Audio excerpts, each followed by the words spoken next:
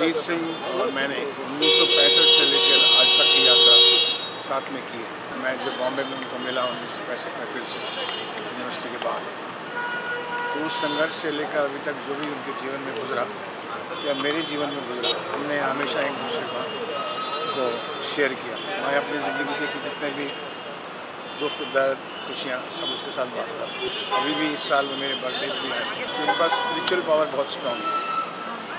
Artist के अलावा बेटे का सदमा सहना, दुनिया की बातें सुनना, up and down, spiritual power जो थी उनके पास एक बहुत बड़ा पावर थी, जिससे वो एक बहुत अच्छे इंसान है। मैं समझता हूँ कि हिंदुस्तान में आज गज़ल की आवाज़ खो गई, गूंगी हो गई है गज़ल। मेरा उनसे एसोसिएशन बहुत पुराना रहा है।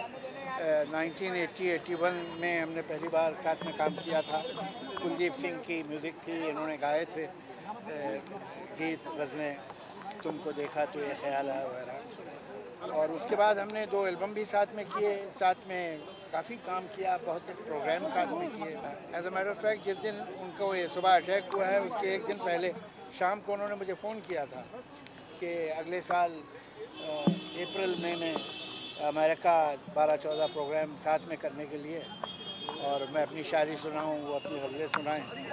लेकिन ये तो नहीं मालूम था कि अगले दिन उन्होंने ऐसा जानलेवा अटैक किया। ये बड़ा नुकसान हुआ है बहुत बड़े फ़नकार का, इसलिए कि ये हमारे यहाँ तो मुल्क में सिर्फ ज़्यादातर फिल्मी म्यूज़िक चलती है, लेकिन पॉपुलर जॉन में फ़िल्म से बाहर ये मुकाम बनाना और 30 बरस तक अपनी जगह पे रहना और उतना ही कामयाब रहना जितने पहले दिन थे, आसान बात नहीं।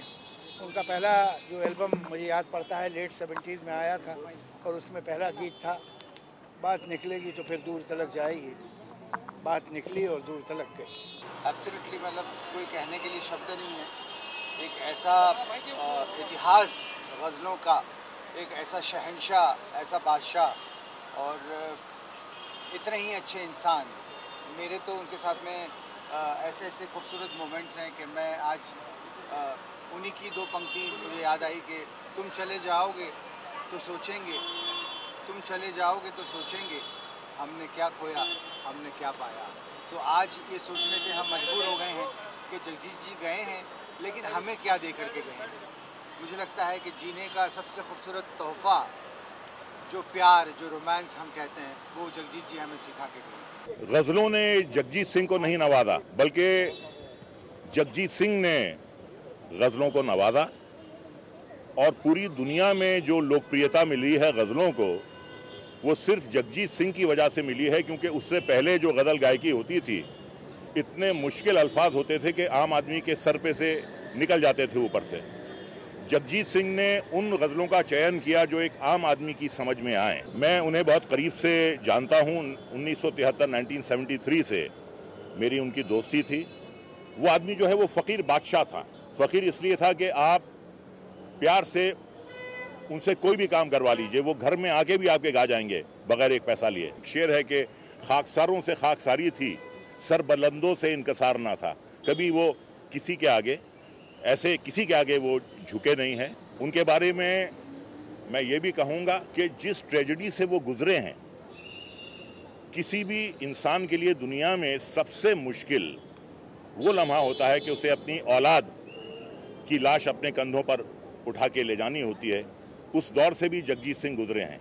जगजीत सिंह जी को मैं पिछले 50 साल से जानता था, और उनके चले जाने से हमारे गज़ल संगीत का एक दौर ख़त्म हो गया। उनका बहुत बड़ा कंट्रीब्यूशन है। सबसे पहले तो भगवान ने उनको ऐसी आवाज़ दी थी कि ऐसी आवाज़ ही सुनने में नहीं आई। तो जो लोग अच्छा फिल्म म्यूज़िक मिस कर रहे थे, उनको ये नॉन फिल्म म्यूज़िक में उसकी पूर्ति हुई।